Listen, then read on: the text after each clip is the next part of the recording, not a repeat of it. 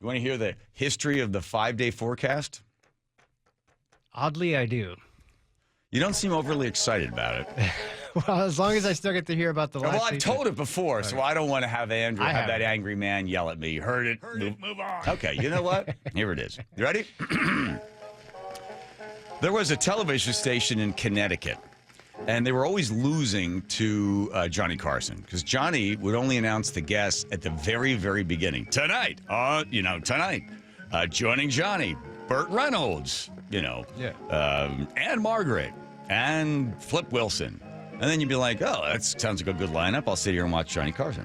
So this television station was losing because what people would do is they would tune away the last 15 minutes of that newscast and line up, appointment to go to NBC to hear Johnny Carson's Tonight on The Tonight Show, right?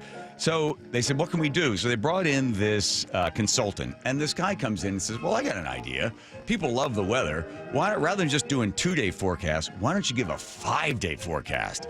Show them the entire 5 days. They'll stick around for that and hold it until the very end.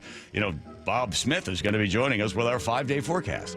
Well, the meteorologist that was there was like, well, I can't do that. There's no way I can possibly forecast 5 days out.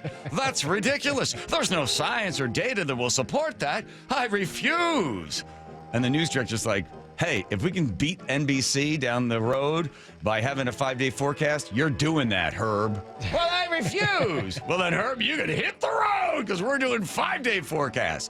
So that was the first station. It was in Connecticut that started with the 5-day forecast. Now, after 48 hours, they're guessing at that point because it all depends on the winds, the speed of the wind that's bringing the storms or whatever is coming. So normally they've got a pretty good accuracy within 24, maybe 48, but anything beyond that is just a guess. So then news stations like, I've got an idea. Hey, the 5 days working so well. Let's do a 15-day forecast. People will stick around for that one. So that's where it all started. Wow. I don't know whatever happened to Herb as to whether or not I'm using the name Herb. Do you think that did it have any impact on the ratings versus? Well, apparently, because then everybody started adopting it. Now, whether it hurt Johnny Carson or not, I don't know. But it was the switch out that people would stick around. You got to give them some reason to stay around. So you used to see it in old TV news in the 70s and 80s. They would always give you that 5-day forecast. The last part was that 5. And don't go away. Well, Bob Johnson will stop by and give us our 5-day forecast for the weekend. They'd cut to some guy in his, weather studio. Yeah. A meteorologist. That's right. I always figured the study of meteors. How often is a meteor hit? I'm not going to bother studying that. I got that job as a weatherman and knew zero. I bought the Golden Book of Weather. It's this little tiny book for like $3. I bought it at a used bookstore.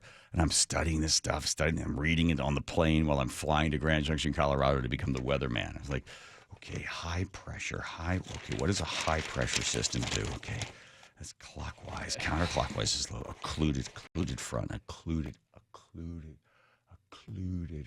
front. Okay, hopefully I don't get many of those. I can't pronounce it. That was it.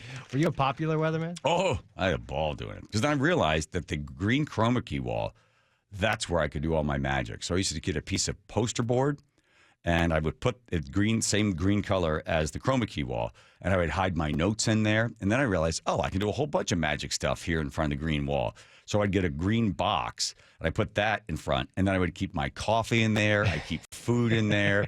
And then what I was able to do is I would bang on the wall, on the chroma key wall on a state, and then I would have the state fall off the wall and just land on the ground. Like, Ohio. Does anybody know anybody in Ohio? And I'd bang on it, and all of a sudden I'd take a piece of green thing, and I would have that fall off, and I had cut out a piece of black cardboard and stuck that where Ohio would be. So then that would disappear off the wall. That's brilliant. Oh, yeah. And I would, I'd have the hoses come out and shoot water over the place.